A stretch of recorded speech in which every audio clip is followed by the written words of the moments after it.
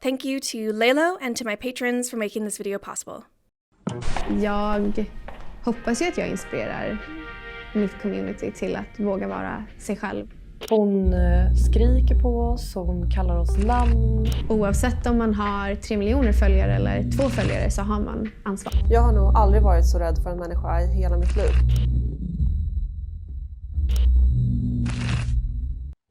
I always kind of feel like I want to be the person that I needed when I went through my eating disorder.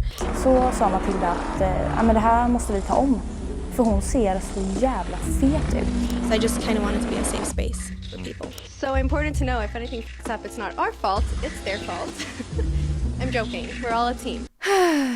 Another day, another girl boss bites the dust. This time it is Swedish influencer Matilda Djerf, the woman whose hair has launched 1,000 Pinterest boards. Djerf and her brand, Djerf Avenue, have been under fire recently because of an expose in which 11 former and current employees accused Djerf of creating a hostile work environment. The Djerf described by the employees is completely at odds with the sweet, gentle, ethical Matilda that makes up her social media image. The Matilda that has amassed over 3 million Instagram followers and built a $35 million brand. And it's this contrast between the persona and the alleged actual Matilda that has let so many of her fans down. But it's what I find so interesting, because I think that this Djerf Avenue controversy illustrates how brands always learn to adopt the most marketable traits to lure in their consumers. And for Gen Z, this means being aesthetic, socially active, ethical, and authentic. So we're going to do a deep dive into Matilda Djerf, Djerf Avenue, the controversies. Like the millennial girl bosses who came before her, the Gen Z girl boss inhabits a precarious position at the top of her empire, in danger of falling at any moment. And for Matilda Djerf, it seems that day has come.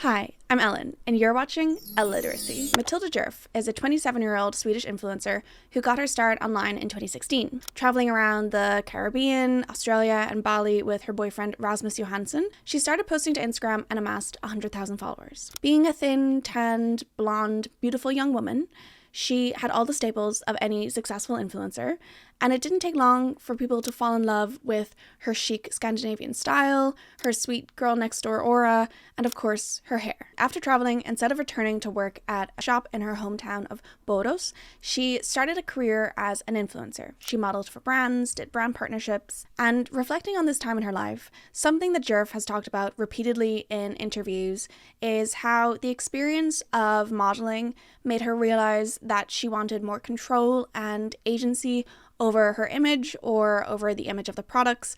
I want to flag 2 things in foreshadowing here. One of the things that Matilda talked about in relation to her influencer career is negotiating fair pay. Flag number 1. She also talked about the damaging effects of seeing her photo retouched or having the clothes pinned and manipulated. She's been vocal about her struggle with an eating disorder, and all of this, and here we have flag number 2, made her want to create a safe, positive, inclusive space for people of all body types, okay? Flag 1, fair pay. Flag 2, safe, inclusive space. Those are important to her, okay? So let's remember them. Because of her social media success, Djerf became a Gen Z it girl, with a profile piece in New York Times in 2022, as well as other articles discussing her hair, her style, her apartment, her. She had an Erewhon smoothie in July of 2024, which we all know is the definitive symbol of it girl status. For some reason. Amy Francom writes, "The it girl is more than a person. She is an aesthetic, a cultural moment, a business distilled into human form. She embodies the zeitgeist of her era, serving as a lens through which her generation perceives and defines itself while always standing apart from it. For decades, brands have sought to align themselves with these figures, recognizing their unparalleled ability to captivate and influence. In 2024, this phenomenon is no longer defined by exclusivity, but by the it girl's ability to connect, inspire, and shape what's next in fashion. As luxury brands continue to adapt, these women are not just influencing trends, they are fundamentally redefining what it means to be aspirational in a digital-first, Gen Z-driven world. Like the it girls who came before her and are sure to follow her, Matilda Djerf became an aspirational figure for young women everywhere, who were chopping curtain bangs and layers into their hair and buying oversized cotton shirts in attempts to emulate the icon. And it didn't take long for Djerf to realize that she could convert her online influence into material sales, and in 2019, Djerf Avenue was born. I interrupt this broadcast to bring breaking news. Confirmed? How much? Okay, thank you. There's going to be great sales on premium sex toys. Today's video is sponsored by Lelo. Lelo is a sex toy company that's all about bringing state-of-the-art technology and a luxury feel to intimate lifestyle products. Lelo aims to arm consumers with not only the tools, but the sexual confidence to take pleasure into your own hands. Literally. I've worked with Lelo before a few times now, and I can attest to the quality of their products. They have a 1-year warranty and a 10-year guarantee. Lelo very kindly sent me their Enigma Double Sonic, which is one of their best-selling products. This toy is designed to stimulate that hard-to-reach A spot, as well as the G spot, with its sonic tip and deep sonic technology. It also offers dual stimulation, both internal and external, to maximize pleasure. It is USB rechargeable, completely waterproof, and made from super soft silicone. Its super sleek design comes in 2 chromatic color waves, and the Enigma Double Sonic connects to the Lelo app, and you can use the Lelo app to explore modes like Finish Me Off or Out of Control. The app also has a special new feature called the Love Bridge, which allows your potential long-distance partner to take the reins for a little. Whether you're new to toys or you're a seasoned veteran, I think you'll have fun with Lelo. With Valentine's Day just around the corner, why not indulge in a little bit of pleasure for yourself or for someone else? I, for one, am flying solo this V-Day. Or am I? Lelo's Valentine's Day sales have up to 50% off their best-selling products, and you can get an additional 15% off if you use my code L15, that is ELLE15, for an additional 15% off your Lelo purchase. If you're interested, check out the link in the description and maybe I'll see you there. Thank you, Lelo! In 2019, Matilda Djerf and her partner Rasmus Johansson launched Djerf Avenue, a clothing company named after the it girl herself that sells the elevated basics of Scandinavian style peppered throughout Matilda's Instagram grid. Tailored pants, blazers, oversized button-up shirts. The products and price point are a middle ground between luxury brands and fast fashion, and it pitches itself as a sustainable, slow fashion brand. Following their first drop in December 2019, they have had massive growth in the 5 years that they've been operating. Djerf Avenue aligns itself with the priorities of Gen Z consumers, namely sustainability and diversity/inclusion. I think we see this with other Gen Z influencer brands as well, like Tala from Grace Beverly. Gen Z in particular are more likely than their predecessors to prioritize sustainability when shopping. And Matilda Djerf has said in a Forbes interview, "Our goal is to be at the forefront of sustainability and ethical practices. We have never claimed to be a sustainable brand because we believe that producing new items is not sustainable. Considering its vast and complex nature, we strive to achieve sustainability as best as possible." We're already getting into some sludge, because there's some mixed messaging. Saying stuff like you're aiming to be at the forefront of sustainability while also not labeling yourself a sustainable brand, that kind of messaging just makes your head spin. I feel like it's deliberately a little convoluted, but let's look at how Djerf Avenue frames itself as a sustainable brand, shall we? Djerf Avenue follows an unseasoned approach to clothes, meaning that the clothes will be available as long as the demand exists. They're not cycling through drops of clothes according to trends, seasons, or different styles. You could argue that the whole brand fits into the current fashion trends of quiet luxury or coastal grandmother, but they're not engaging in the fast fashion mode of constantly pumping out new styles. They also have a resale marketplace where people can resell Djerf Avenue clothing. They said that they started this to prevent people buying up stock and reselling it at a hiked up price point on third-party websites like eBay or Depop or Vinted, etc. But for Djerf Avenue resale, you can choose to get paid in cash and receive 70% of the resale price, or get 100% of the resale price in store credit. And they say that the 30% that they take covers service and admin costs, but it seems kind of steep to me. It kind of just seems like they are profiting off selling the same product twice. Interesting. And their whole sustainability model seems to kind of break down the deeper we dive into things. The very first Djerf Avenue launch from the end of 2019 sold out in 24 hours. And this was the beginning of something that Djerf Avenue became known for. Product drops that would sell out very quickly, leading to long waiting lists and a lot of social media hype. Djerf Avenue claims that because of their sustainable product manufacturing processes and their company size, they can't mass produce garments at the same scale as bigger companies, so they can't keep up with the demand for products. And there's probably definitely elements of truth to that.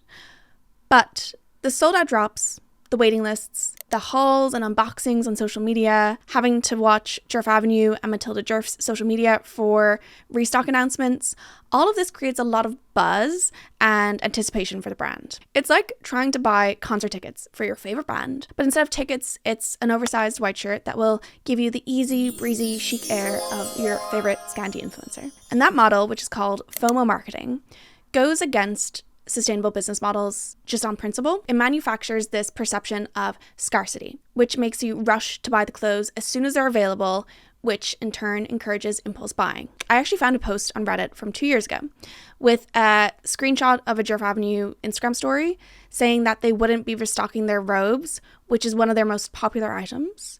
And people pointed out in the comments there that it seemed like a FOMO marketing ploy. And here we are, 2 years later, and those robes are still on the website. Djerf Avenue garments are all produced in Portugal, Italy, and Sweden, but they also source fabric from Turkey. And a lot of their clothes are made from 100% cotton, but a lot are also made from recycled polyester, which isn't as sustainable as it sounds. For the quickest of explainers, polyester is a synthetic fiber. It is essentially plastic, which means it doesn't biodegrade in landfills like natural materials like cotton or wool. And a lot of fast fashion brands have taken up using recycled polyester in their sustainable, conscious, eco-friendly lines, just as a part of greenwashing. Recycled polyester is rarely made from recycled clothing. In fact, in 2020, 99% of recycled polyester was made from PET bottles. And finally, we reach the point where your old plastic bottles become cloth. Like a spider at the center of its web, the loom draws in thousands of threads and weaves a new sheet of polyester. Charlotte Pointing wrote an article for Good On You, which is a website educating customers on sustainability and fashion. And in this article, recycled polyester doesn't fix my God, it's a tongue twister. Okay. And in this article, recycled polyester doesn't fix fast fashion's overproduction problems. Say that 5 times fast. Pointing writes, "This is a seemingly great solution for repurposing plastic waste, but it's not so clear-cut. Recycled polyester created through a mechanical process can't be recycled again and again. This raises some concerns when fast fashion brands increasingly rely on the material. It also likely sustains demand for single-use PET bottles, not something we want to see. Recycled polyester is still often blended with virgin polyester, furthering the reliance on fossil fuels. And at the end of these garments' lives, they're still often destined for the landfill. And polyester, recycled or not, sheds microplastics, which damages marine life. In the Arctic, studies have found that nearly 3/4 of microplastic pollution come from polyester. These particles likely made their way there through manufacturing and laundry. And as I said, a lot of Djerf Avenue clothing is made from recycled polyester, and the clothes are expensive. And it's worth saying that I know our perception of the price of garments has been completely skewed by fast fashion, which is an industry built off the backs of underpaid workers, the majority of whom are women in the global south. So a garment made by a fairly compensated garment worker is going to be more expensive. And this makes sense, and that is a good thing. But when those garments are made from plastic instead of natural fibers, even if it is recycled, I think the price points are a bit steep. All of their blazers, which range in price from $190 to $245, are a blend of recycled polyester, viscose, and elastane. Plastic. Majority plastic. Okay. Something that made my jaw drop when I was browsing through the website was that they charge $45 for a headband that is made from 50% recycled polyester, 50% cotton. They also sell a scrunchie for $25. A lot of their pricing just does not make sense to me. And I think a lot of Djerf Avenue's core garments, you know, the cotton shirts, the blazers, trousers, miniskirts, etc. Given their simplicity, these are all clothes that could be found very easily in secondhand shops. They're also clothes that have been made like hundreds of ways before. So I don't know why, if you're trying to be at the forefront of sustainability, you wouldn't be trying to make like the most sustainable versions of these instead of like 3 different plastic blazers. I saw like videos and comments online as well about the quality of Djerf Avenue not being up to the price point. Some people have said that it's declined in quality over time. And I know I seem like I'm nitpicking over this, but I think when a company pitches itself so strongly as a sustainable brand, the sustainable messaging is all over their website, and, you know, Matilda has talked about it in interviews. You know, relying so much on these values, you open yourself up to an investigation of said values. And knowing what we know from the expose about some of the hollowness of Djerf Avenue's messaging, I'm very skeptical about like how deep their commitment to sustainability actually goes, or if it's another instance of a company just like throwing out buzzwords in an attempt to appeal to their demographic. But let's move on to another core tenet of Djerf Avenue, which is representation. Djerf Avenue prioritizes diverse representation with inclusive sizing up to 3XL. They have models of each size on their website for most of their garments, models of different races, models with disabilities. Their photos are never retouched or filtered, and a lot of their photos look like they could be an Instagram post rather than, you know, a photo shoot for a fashion product. Matilda Djerf has talked about prioritizing inclusivity in interviews. To The Cut, she said, "My vision is to make Djerf Avenue a really safe space for our community, whether you're a buying customer or you're just an engaged follower on Instagram, or you just pop in there every now and then for a little peek." Djerf says, "I want people to come onto our socials or website and just feel like, okay, I feel good being here." And in the New York Times profile, she's quoted as saying, "What was even more important to me was that this was a fashion brand that was completely welcoming and inclusive of everyone. That was always my real dream." We're going to come back to this notion of safe space a little later.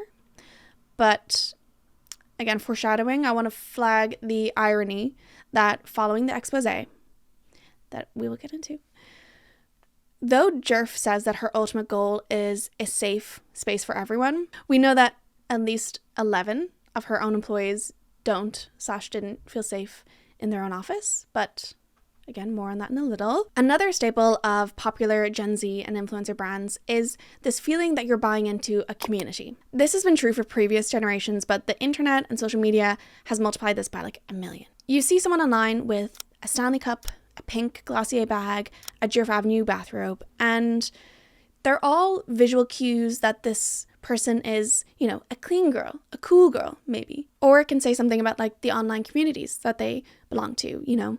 They're drinking out of a Chamberlain coffee mug. Maybe they're an Emma Chamberlain fan. They're wearing Skims and using a Kylie lip kit.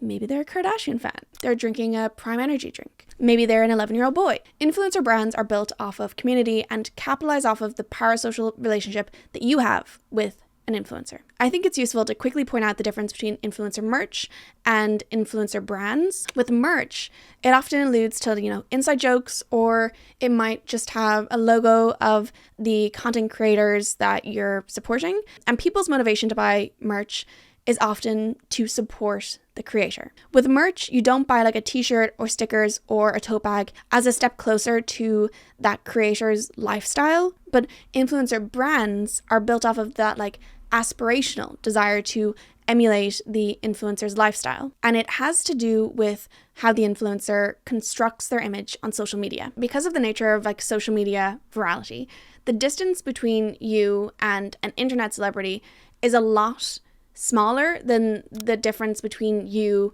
and a conventional celebrity, or at least that's what it feels like, because theoretically anyone can become an influencer. And so influencer brands capitalize off of what feels like such a small distance in order to like sell you the products that make you feel like that distance can close, if that makes sense. And that's also why we see celebrities promoting their brands similarly to how an influencer would, you know, talking casually to an audience on TikTok or on Instagram, whoever. The Kardashians were pioneers in this strategy and have used it to sell their products over the years and are very good at it. It's all monetizing the parasocial relationship. And for Matilda Djerf, that parasocial bond was maybe still is, a strong one. Djerf moves around the room with the demeanour of a royal, but with the geniality any member of the British monarchy could only wish for. Evidently, the most captivating and consistent trait Djerf has embodied all throughout her sachet into the spotlight is her ability to perform love and compassion, both online and in person, to her millions of fans. This is how Djerf is described in an article for The Cut. And what I found so interesting about this characterization of Matilda Djerf, beneath all the glazing, is the description of her, quote, ability to perform love and compassion. Now, this article is from 2023, long before the accusations of workplace misconduct broke, but it taps into something deeper behind the image of Djerf and influencers like her. The modern influencer recognizes that authenticity is invaluable to building a brand. And yeah, most of the time you also have to be wealthy, thin, beautiful, etc., but that's all a given. What social media users and consumers alike are searching for is authenticity. They want to buy into the image of the influencer and believe that they are who they say they are. I think like 5 to 10 years ago, relatability was kind of the main appeal of an influencer. But we all know that influencers are no longer relatable, that they live in mansions that cost millions and that they earn more in a week than we will in a year. But we've kind of grown used to that. And so I think authenticity is the new attraction. And Matilda Djerf has spent 5 years building up trust in her community. Through vlogs, TikToks, Instagram posts, Djerf gave people glimpses into her life. A very aesthetically curated and aspirational lifestyle. And it's not a coincidence that Matilda Djerf is selling images of her aspirational lifestyle, of her image, back to you. It's a very carefully planned marketing strategy.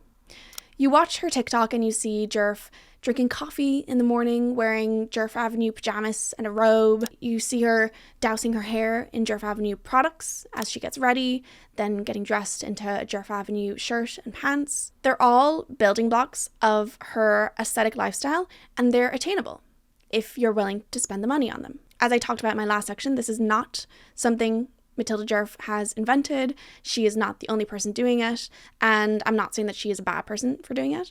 But what I find interesting is how Matilda Djerf feeds into the parasocial relationship. You know, for example, by calling her customers / fans angels. But in researching for this video, I found out that not only does Djerf / Djerf Avenue host pop-ups to meet fans, there have also been Zoom calls, a close friend's Instagram story, and personalized emails from Matilda for the most loyal Djerf Avenue customers. Their customers model the clothes for them, and they've built a whole Pinterest-esque community platform on their website called Angels Avenue, where Djerf fans can connect with one another. We try to be more than a fashion brand. We are just as focused on building a community. A lot of customers apply to be models. They are so loyal and so devoted. We call them our Djerf Angels. They love to be part of our world. But it goes both ways, because the Djerf Angels are also a part of Matilda. Apparently, in describing her tattoos for Vogue Scandinavia, Djerf says about the cherub on her elbow, "This is the most recent one that I have. It's an angel because my community always calls themselves that. Angels. The Djerf Avenue Angels. So this is just a little reminder to myself whenever I feel lonely or asking myself, what am I doing? That I'm helping people. I'm reaching out to people and I have these really meaningful connections. I have this amazing community." I don't know. I feel like the tattoo thing is a bit bullshit, to be honest. Like the image that you're a part of a community that's so important to its leader / founder that she got a tattoo reminder. And like the fact it's just a generic cherub, you know, no offense, it's cute, but it just kind of, this like story around it just screams like manipulation of parasocial bonds. But maybe I'm wrong. Who am I to say? There's a danger when we pedestal people and invest so much time, energy, and money buying into their mythology, because even Matilda's hair like has its own lore. I was reading this book Pixel Flesh by Ellen Atlanta for research for a different video, but Matilda Djerf mention. And Atlanta writes about the image of the influencer and like the expectations of fans. We expect our favorite influencers to stay static, constant beacons of beauty. Scandinavian viral influencer Matilda Djerf, who is famed for her luscious layered hair and bombshell blow dries, has followers reminding her to cut her hair when it gets too long. Her image must be immortalized, as if we are disappointed in her humanness, her lack of divinity. Interesting. I've been alluding to Djerf Avenue controversies throughout the video, so it's time to get into it. Let's talk about the controversies.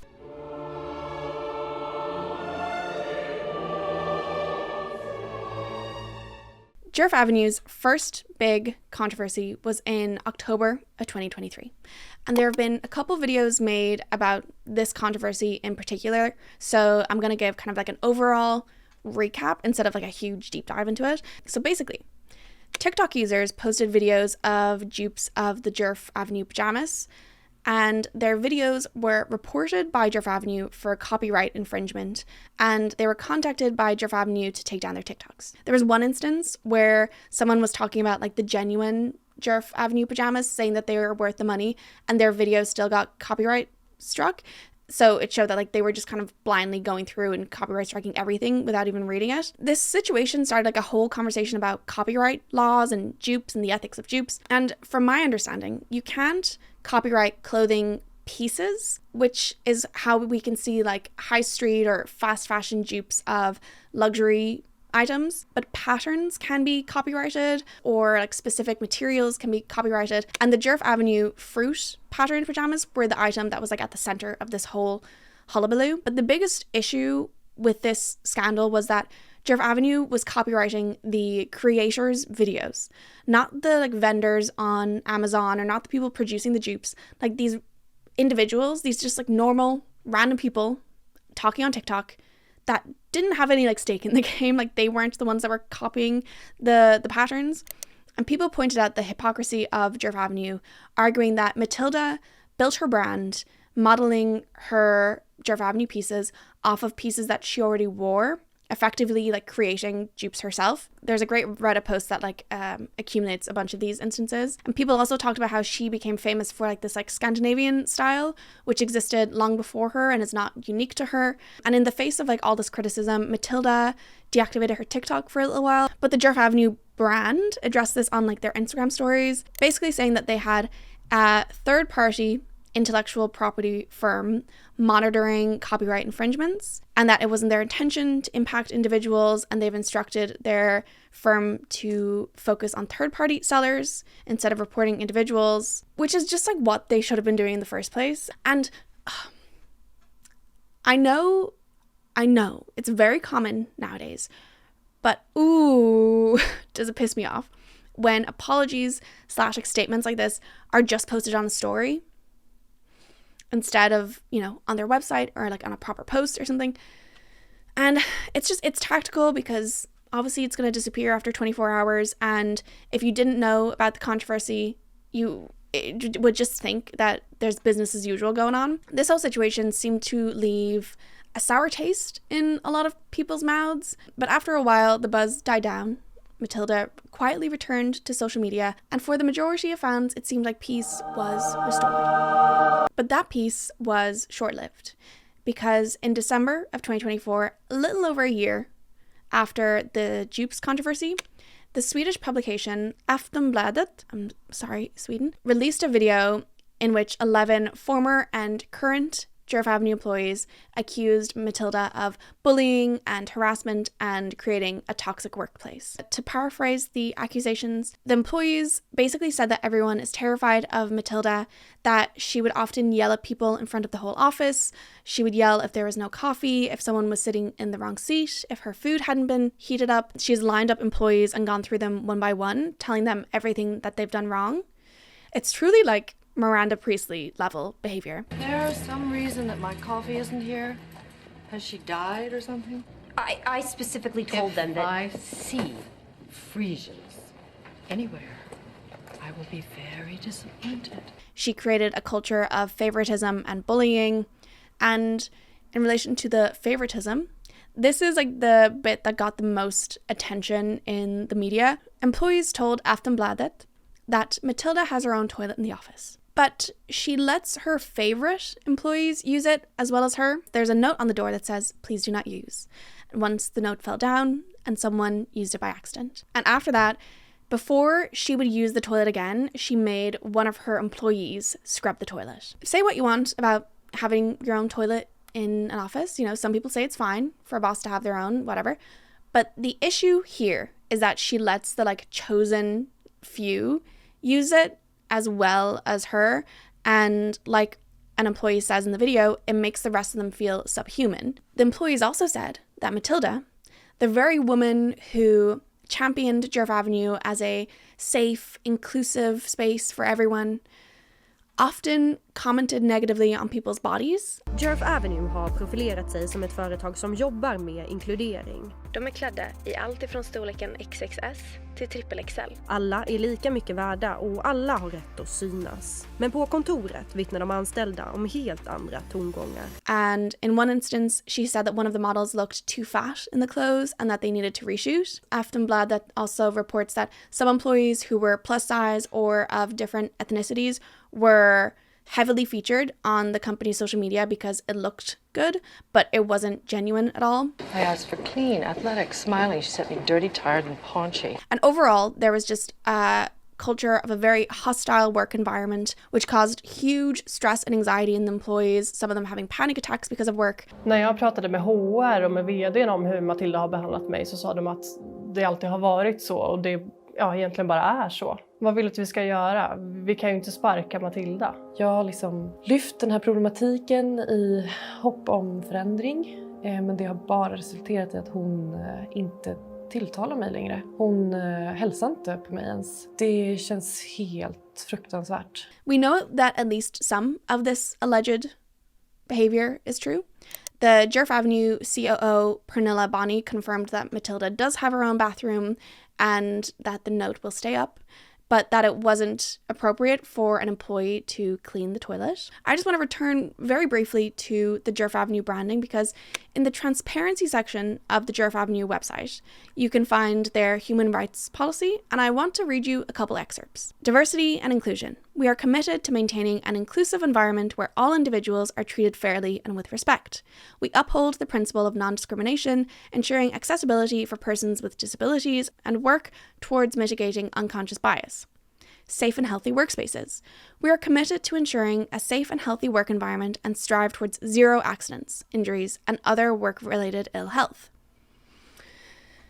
Okay. The testimonies of the employees on Matilda's alleged behavior really exposes the hollowness of all of this messaging. And this is what I was saying in the sustainability section of knowing that this is completely false. It makes you cast a second glance in the rest of their messaging. And on the Djerf Avenue social media, they foreground the Djerf Avenue team, but the feeling of an empowered community that the Djerf Avenue vlogs or TikToks are trying to portray just completely falls apart. It's hard to buy into a TikTok celebrating girlhood or an aesthetic vlog of the Djerf Avenue office, knowing that some or maybe all of the employees were miserable. Another false aspect of the Matilda Djerf / Djerf Avenue branding is their fair pay and compensation. I talked before about how employees were used as models for the brand, both for clothes on the website and also for the Djerf Avenue fashion show at the Guggenheim. And many of those models have come out on social media saying that they signed an NDA, but they heavily hinted that they got no compensation for their modeling. Allowed to speak about the company, we're not allowed to speak about our experiences or what we got in salary. This really grinds my gears because Matilda has talked about her career as an influencer and how brands took advantage of her, either underpaying or not paying her at all. The mistakes would probably be taking on jobs for free. Nowadays, I feel like it's so good because brands are paying micro-influencers. When I started, it's not even that many years ago, you weren't getting paid, which is crazy because you're giving so much to the brand. You're giving them sales, you're giving them exposure, and you're just not getting paid for it. I wish I would have known my worth. And yet here in a company that praises about having a majority woman team, that champions inclusion and diversity and fairness, it doesn't even pay its models. And so it's engaging in the very exploitation that it's supposedly against. Take all this with a grain of salt, you know, it's all alleged, etc., etc. But I haven't seen Djerf or Djerf Avenue respond to these claims in particular in their response. And speaking of their response, actually, let's get into it. The first apology that we heard from Matilda was in a pinned comment under Matilda's latest Instagram post at the time of the story breaking. You can pause if you want to read the whole thing, but she basically says, if my actions have made anyone feel mistreated, I sincerely apologize. Inclusion is one of my core values and the foundation of everything I've built with Djerf Avenue. I deeply value everyone who represents us, and I'm committed to ensuring they always feel appreciated, included, and supported. If anyone felt otherwise, I'm truly sorry. Yeah, okay. It's literally like, I'm so sorry if you were offended, which betrays immediately that it's not a genuine apology. And also the fact that it was a pinned comment, again, very tactical. It's very quiet. No one would get notified. Like, it wouldn't pop up in someone's feed as a post or a story. And, you know, it feels like they're just trying to sweep it under the rug, which again completely undercuts any sincerity. A few days after that, she posted an Instagram story. It's literally just like the classic influencer sigh and like somber tone, and it says a lot of the same things as the grid post that she also posts. And in the grid post, Djerf says, like, among other things, that when I started Djerf Avenue, I never expected that the company would be what it is today, with so many team members and so much responsibility. I wasn't ready. I wish my growth had happened faster. I'm extremely committed to getting it right.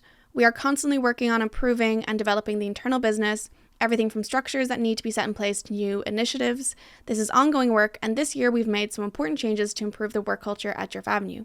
Amongst other things, we've hired a more experienced management team, we've introduced monthly anonymous surveys to collect feedback, we've set up an external organizational psychologist. People in the comments and like elsewhere have pointed out that it's not like a Djerf Avenue widespread issue. It's like an issue with Matilda, and a lot of her language is just deflecting responsibility and not really owning her own actions. And also what the employees are alleging, this wasn't a one-off incident. It was a pattern of behavior towards at least 11 people. And it was consistent enough to foster a culture of fear and harassment and bullying. It wasn't like this one incident got leaked in an otherwise positive company. It's behavior that shows a persistent disrespect and devaluing of her employees. And a lot of people saw right through the apology and said things along the lines of, experience has nothing to do with being a nice human. If you needed experience to be kind, then you weren't a kind person to begin with. Since the controversy, Matilda Djerf has gone back to posting normally on social media with like a lot of aesthetic photo dumps of Djerf Avenue products, with a lot of vocal critics in the comments. Something interesting that I found from this whole controversy, from not only kind of Matilda's behavior, but also the deeper looks at sustainability and representation, inclusion, etc. It shows that a lot of elements of the company ethos are quite performative. Not all of it, but decent portions of it. Despite that, people aren't disappointed in Djerf Avenue as a company. They're not disappointed in the brand. All of the disappointment and anger is directed at Matilda because of the false image that she's portrayed on social media. And I think, like other influencer brands, it shows the deeply personal investment that people had, not just in Djerf Avenue, but in Matilda as a person. But this is the issue with influencer brands as well, because it benefits off of the influencer's large following, but it also presents a face for people to get angry and disappointed at. And there are still fans of Matilda that have come to her defense. And a lot of people have brought up points like that this wouldn't happen to a male CEO or a male founder. It's only happening to her because she's a woman. You know, literally, like, they hate to see a girl boss winning. And there's valid points there, and that there are higher standards for women, for people of color, for any marginalized community that are in the limelight or are in positions of power. And female founders are nitpicked and scrutinized under a magnifying glass in ways that male CEOs and businessmen aren't. I know that this video is a part of that. Male executives are able to get away with a lot more before suffering dents to their reputation or their finances, if they even do suffer. This always makes me think of that monologue in Mr. Robot, where the main character Elliot is like lamenting the state of society, and he's like, Steve Jobs, blah, blah, blah. Is it that we collectively thought Steve Jobs was a great man, even when we knew he made billions off the backs of children? Or Or maybe it's that it feels like all our heroes are counterfeit. The world itself's just one big hope. It is true that women in business, and women in general, are subject to far more criticism than their male counterparts. But that doesn't exempt them from criticism. It doesn't serve as just kind of an excuse to not criticize them at all. And I talked about this in my Glossier video and talking about girl bosses as well, but like part of the reason for this great sense of betrayal as well is because these girl bosses, these business women, whoever, have strongly incorporated feminism into their brand. Matilda Djerf made it seem like she prioritized empowering and platforming women of all backgrounds, sizes, races, abilities, etc. So when it came out that she allegedly treated her own employees very poorly, the majority of whom are women, it makes the whole feminist message feel hollow and performative, and it enters her into a long list of girl bosses who have been exposed for hostile work environments, lack of diversity, discrimination, unpaid or underpaid labor. And I quoted this in my Glossier video, but it fits here too. Alex Abad-Santos writes for Vox, "The success these companies achieved in linking gender to their brand belies the idea that women are more virtuous, kind, and gentle. They weren't supposed to succumb to greed or power, to commit the same terrible abuses male CEOs perpetuate." Girl boss downfalls aren't seen as just failure of business, but also as a betrayal of their gender. I think we've also been tricked into thinking that by buying sustainably, we can solve the climate crisis. And while they may be baby steps in the right direction, we can't buy our way out of climate destruction. Lee Stein writes in this article, The End of the Girl Boss, "The rise and fall of the girl boss says more about how comfortable we've become mixing capitalism with social justice, as we look to corporations to implement social changes because we've lost faith in our public institutions to do so. As Americans become less religious and our distrust in politicians grows, we increasingly turn to corporations and influencers for moral leadership. Woke capitalism lets the elites maintain the status quo while paying lip service to the demands of activists. And as ethical consumers, millennials get to feel like they're making a difference every time they go shopping." And I understand that in a world where a lot of us have lost faith in our government leaders or they're not listening to us, we can feel quite powerless. And the baby steps, like making a sustainable purchase, can make us feel like we're making a difference. But unfortunately, the difference needs to be much bigger than a fruit-patterned robe. As for Matilda, since the scandal, she's lost a lot of followers. I think she went from having over 3.1 million to 2.9 on Instagram, which is still a lot of people. It's a lot of influence, a lot of fans, and maybe she'll keep posting through it and hope that people forget. I don't know.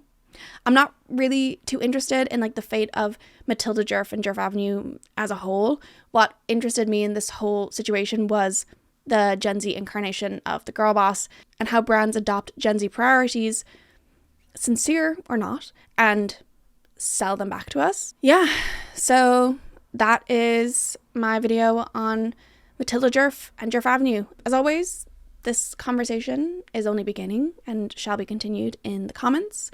Thank you very much for watching. Thank you to my patrons who support me on Patreon. I hope that you have a lovely day, week, month, etc.